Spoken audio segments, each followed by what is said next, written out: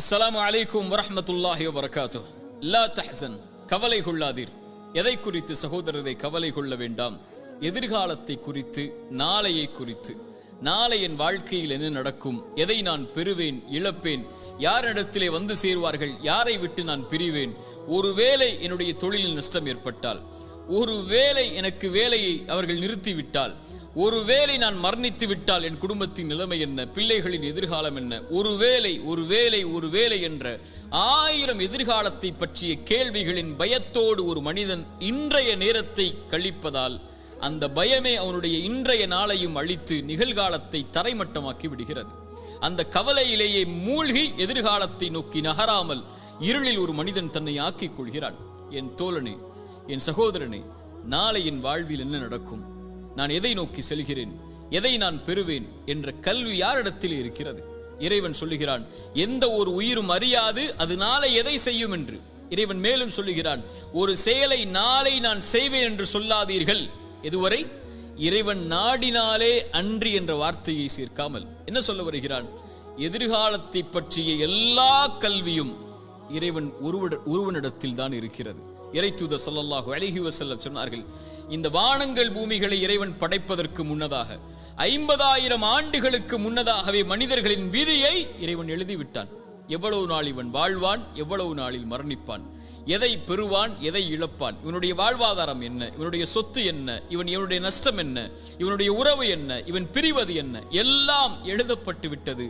வானங்கள் பூமி படைப்பதற்கு 50,000 ஆண்டுகளுக்கு முன்னதாகவே தாயுடைய கருவறையில் அவன் இருக்கும் போதே மீண்டும் அதை உறுதிப்படுத்தினான். இறைத்தூதர் ஸல்லல்லாஹு அலைஹி வஸல்லம் சொன்னார்கள், நல்லா கேட்டுக்கோங்க, உள்ளத்தை தட்டி இந்த ஹதீஸ் அந்த உள்ளத்துக்கு சொல்லிக் கொடுங்க. எந்த ஒரு உயிரும் இந்த உலகத்தில் இருந்து மரணிக்காது அதனுடைய வாழ்வாதாரத்தை முழுமையாக்காமல். சுப்ஹானல்லாஹ், மீண்டும் சொல்கிறேன், எந்த ஒரு உயிரும் இந்த உலகத்தில் இருந்து மரணிக்காது அதனுடைய வாழ்வாதாரத்தை முழுமையாக்காமல்.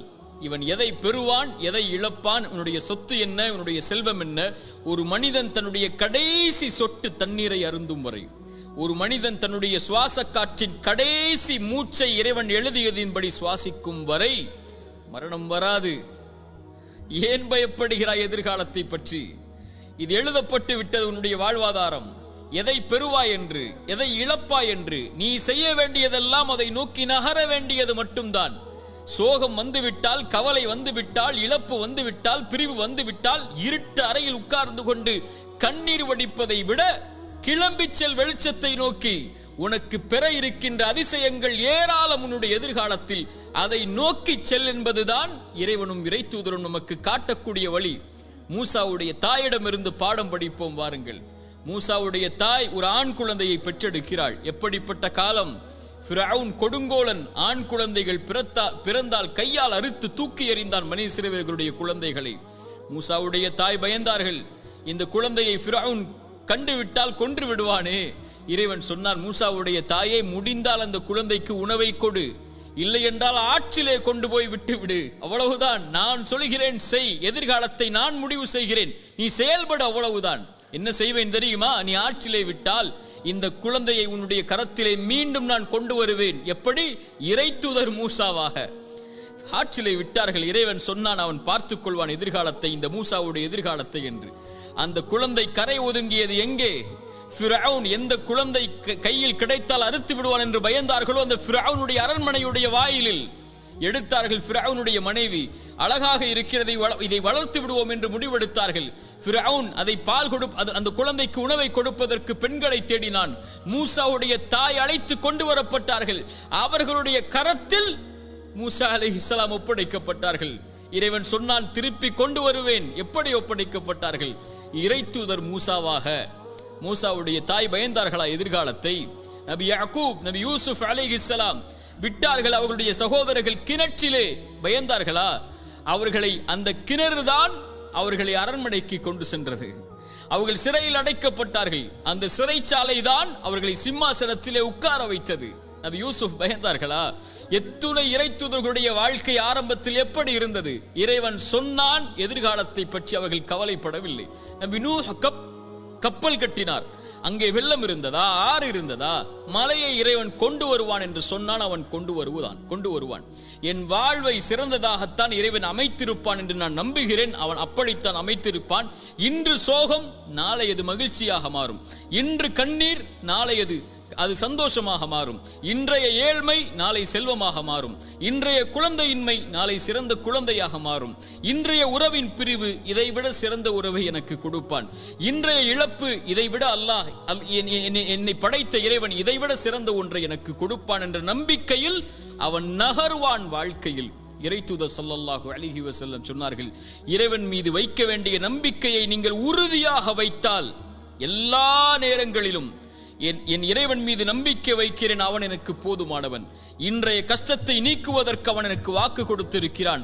அவனுடைய பாதையில் நான் முன்னேறுகிறேன். அவனை நோக்கி இந்த கஷ்டத்தையும் இந்த சிரமத்தையும் இந்த இருளையும் இந்த சோகத்தையும் என் இறைவன் நீக்குவான். அவன் நாடிய போது இதைவிட சிறந்த ஒன்றை எனக்கு கொடுப்பான் என்று இழப்புகளையும் நஷ்டங்களையும் ஏமாற்றங்களையும் அவதூறுகளையும் அவமானங்களையும் பற்றி கவலைப்படாமல் கண்ணியத்தையும் வெற்றியின் பாதையிலும் பயணிக்கக்கூடிய ஒரு மனிதன் இறைவன் மீது நம்பிக்கை வைத்தால், இறைத்தூதர் சொன்னார்கள், ஒரு பறவைக்கு இறைவன் எப்படி உணவளிப்பானோ அது போன்று உங்களுக்கும் உணவளிப்பான். அவ்வளவுதான். பறவைக்கு உணவளிக்கக்கூடியவன் உங்களுக்கும் உணவளிப்பான். ஆனால் அந்த பறவை, இறைத்தூதர் சொன்னார்கள், காலையில் வயிறு காலியாக செல்கிறது, மாலை வயிறு நிரம்ப திரும்பி வருகிறது. அது காலையில் பசியாகத்தான் போகிறது. ஏன்? அது கூட்டுக்குள்ளேயே உட்கார்ந்து கொண்டு எனக்கு இறைவன் இந்த கூட்டில் உணவளிப்பான் என்று எதிர்காலத்தை பற்றிய பயத்தோடு உட்கார்ந்து இருக்கவில்லை. கிளம்பி செல்கிறது இறைவன் உணவளிப்பான் என்று. மாலையில் வயிறு நிரம்ப வருகிறது. அதுபோல் இறைவன் மீது வைக்க வேண்டிய நம்பிக்கையை உறுதியாக திடமாக தெளிவாக நீங்கள் வைத்தால் என் இறைவன் என்னை ஒருபோதும் கைவிட மாட்டான் என்று இந்த பறவைக்கு உணவளிப்பதை போல் இறைவன் உங்களுக்கும் உணவளிப்பான். நான் எப்போதும் சொல்வதுதான் ஒரு அறிஞருடைய வார்த்தை. ஒரு இருள் சூழ்ந்த நேரத்தில் ஒரு இருண்ட பாறையில் ஒரு கருப்பு எறும்பு ஊர்ந்து சென்றால் அதை இறைவன் கண்காணிக்கிறான். அது நடக்கக்கூடிய சப்தத்தை இறைவன் கேட்கிறான். அது உள்ளத்திலே எண்ணக்கூடிய எண்ணங்களை இறைவன் அறிகிறான் என்றால், என் கண்ணீரையும் என் சோகத்தையும் என் கவலைகளையும் என் துக்கத்தையும் என் இறைவன் அறியாமல் இருப்பானா? அவன் சொல்லுவதெல்லாம் கிளம்பிச்சல். இருளில் உட்காராதே, சோகம் வந்துவிட்டால். தனிமையில் உட்கார்ந்து கலங்கிக் கொண்டிருக்காதே, பிரிவு வந்துவிட்டால். ஒன்றை இழந்து விட்டால் துவண்டு விடாதே, கிளம்பி செல். அடுத்தடுத்த வாழ்க்கை உனக்கு எதிர்நோக்கி இருக்கக்கூடிய அதிசயங்கள் ஏராளம். உட்கார்ந்து கொண்டால் கிடைத்து விடாது மானிடா, கிளம்பி செல். இறைவன் உன்னை சிறந்த வாழ்க்கையில் வாழ வைப்பான். ஒரு இறை நம்பிக்கை கொண்டவன் எதிர்காலத்தை பற்றி எந்த பயமும் கொள்ளாமல், கடந்த காலத்தை பற்றிய எந்த கவலையும் கொள்ளாமல், இன்றைய நாளை முறையாக பயன்படுத்தி எதிர்காலத்திற்காக தன்னுடைய வாழ்வை செதுக்குவான். என்ன நடந்தாலும் எது ஆனாலும் என் இறைவனின் நாட்டத்தின்படிதான் நடக்கும் என்ற நம்பிக்கையில், அது இறைவன் நாடியதை நான் பெறும் வரை எனக்கு மரணம் வராது என்ற நம்பிக்கையில் அவனுக்கு இறைவன் அமைத்த நேர்த்தியான நேர்மையான அந்த விதியின் மீது நம்பிக்கை கொண்டு அப்படிப்பட்ட இறை நம்பிக்கையாளர்களாக நாம் மாறினால் நம்முடைய எதிர்காலத்தை பற்றிய கவலைகள் நம்மை விட்டு மறையும். இறைவன் அந்த பாக்கியத்தை எனக்கும் உங்களுக்கும் தரட்டும். அகூலு கௌலி ஹாதா அஸ்தக்ஃபிருல்லாஹ் லீ வலக்கும். அஸ்ஸலாமு அலைக்கும் வரஹ்மத்துல்லாஹி வபரகாத்துஹு.